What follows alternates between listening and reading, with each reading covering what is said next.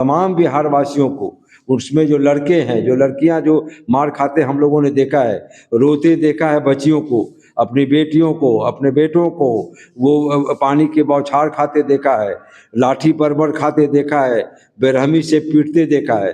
ये देख करके हर बाप को, हर अभिभावक को, हम लोग भी बाप की उम्र में, हम लोग किसी भी एग्जाम में बगैर पेपर लीक हुए, चाहे हमारा लीट हो, चाहे हमारा जो है सो ये क्या कहते हैं जेईई हो, एडवांस जेईई हो, ये सारे जो कोई ऐसा एग्जाम नहीं हो पा रहा है। बिहार पुलिस हो, सब में पेपर लीक एक सरेआम हो गई है। ये घपले घोटाले के नए स्वरूप आए हैं। सारे चीज़ को ख़त्म किया जा रहा है। बेरोजगारी जो आज देश में 46% से ज़्यादा, जो दुनिया का सबसे मानक को पार कर गया। नमस्कार, आप देख रहे हैं प्रणाम पब्लिक न्यूज। मैं दीपक कुमार आपका बहुत बहुत स्वागत करता हूं। बीपीएससी अभ्यर्थी री एग्जाम को लेकर 14 दिन से बैठे हुए हैं। आइए इसी मुद्दे पे हमारे साथ बात करने के लिए सोनपुर के विधायक रामानुज जी हैं। आइए इनसे बात करते हैं। पहले तो सर आपका स्वागत है। बहुत बहुत धन्यवाद पब्लिक न्यूज को और सभी साथियों को। क्या कुछ बोलना चाहिएगा बीपीएससी अभ्यर्थियों के लिए? देखिए, बीपीएससी अभ्यर्थी हमारे बिहार की लोक सेवा आयोग की ये समस्या है, लेकिन आज ये पूरे देश का है। पेपर लीक, ये जो डबल इंजन की सरकार है, इनके इंजन में कौन सा ये लगा हुआ है कि पेपर लीक एक आम बात हो गया है।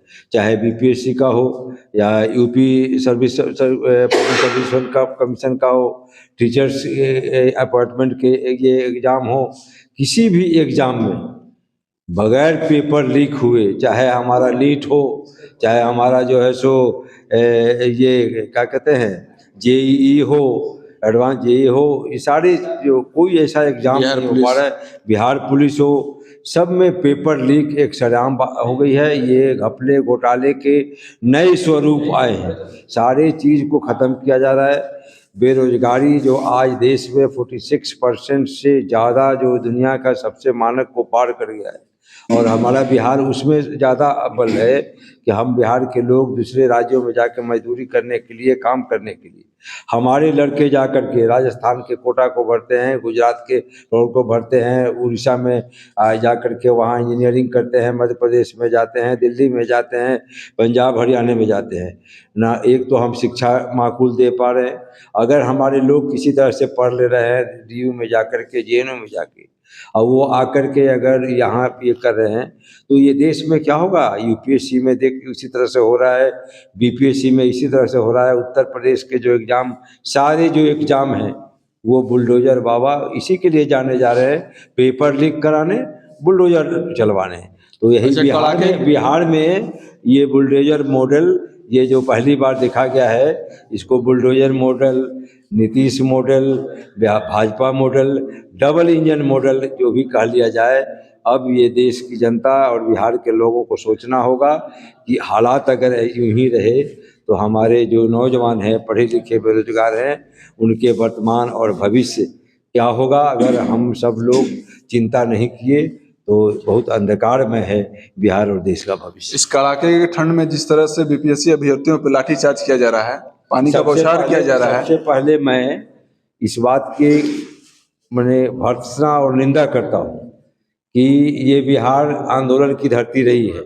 मुझे लगता है नीतीश जी आज मुख्यमंत्री हैं और दिल्ली में हैं, अपनी राजनीति करने गए या सेहत के इलाज के कारण जो भी गए, हम लोग कुछ पर कोई टीका टिप्पणी नहीं, लेकिन उनके होते हुए और यहाँ, जबकि वो आंदोलन से आए हुए लोग हैं, नीतीश कुमार जी हो, लालू प्रसाद जी हो, सभी सारे लोग आंदोलन से आए थे, और आंदोलन से निकला हुआ नेता देश के राज की कुर्सी पर बैठा हुआ हो, वो एक जो संघ वाले बैठे हैं उनकी बात अभी तक नीतीश कुमार का एक बयान तक नहीं आया। छात्रों से, अभ्यर्थियों से, लाठी खाए पीड़ित लोगों से, हमारे नौजवानों से, बेरोजगारों से उन्होंने वार्ता करने का, मिलने का भी जरूरत नहीं महसूस किया। तो इसको क्या कहा जाएगा और क्या है बिहार का वर्तमान और भविष्य, ये चिंता का विषय है। हम तमाम बिहार वासियों को, उसमें जो लड़के हैं, जो लड़कियां जो मार खाते हम लोगों ने देखा है, रोते देखा है बच्चियों को, अपनी बेटियों को, अपने बेटों को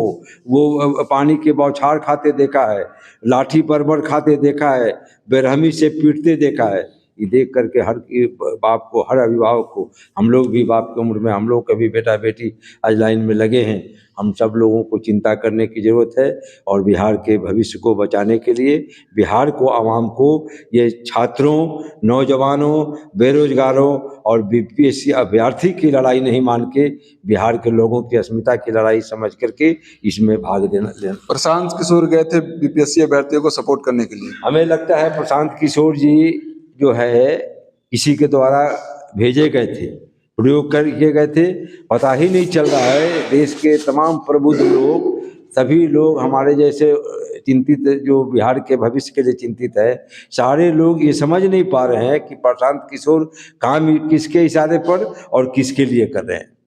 बोले थे प्रशांत किशोर की लाठी जब चलेगा तो सबसे पहले हम आगे रहेंगे। लेकिन आग लगा के भाग चले, आग लगा करके हमारे नौजवानों को, हमारे बच्चे बच्चियों को उकसा करके भाग चले जब लाठी चलने लगी। तो क्या कुछ बोलिएगा इस सरकार को जो बीपीएससी का? ये सरकार बर्बर है, ये सरकार जालिमों की है, ये डबल इंजन की सरकार 1 मिनट नहीं होनी चाहिए। अगर यहाँ के राज्यपाल और महामहिम राष्ट्रपति जी, अगर वो जरा सा भी, राष्ट्रपति जी जिस तबके से आती हैं वही बच्चे ज़्यादा होंगे, गरीब के बच्चे ज़्यादा हैं, ये के बच्चे ज़्यादा हैं, इनके बच्चे तो एक्सपोर्ट और ये में पढ़ते हैं। हमारे बच्चे, किसान के बच्चे, जो गांव के साधारण घर के बच्चे, वही संघर्ष कर रहे हैं नौकरी के लिए और उनको लाठी मारे जा रहे हैं। उनको इस कड़ाके की ठंड में, शीतलहर में, पानी की बौछार से भिंगा भिंगा करके, कपड़ा खोल करके पीटा जा रहा है। इस पर राष्ट्रपति जी को ये करना चाहिए और ये सरकार बर्खास्त होनी चाहिए।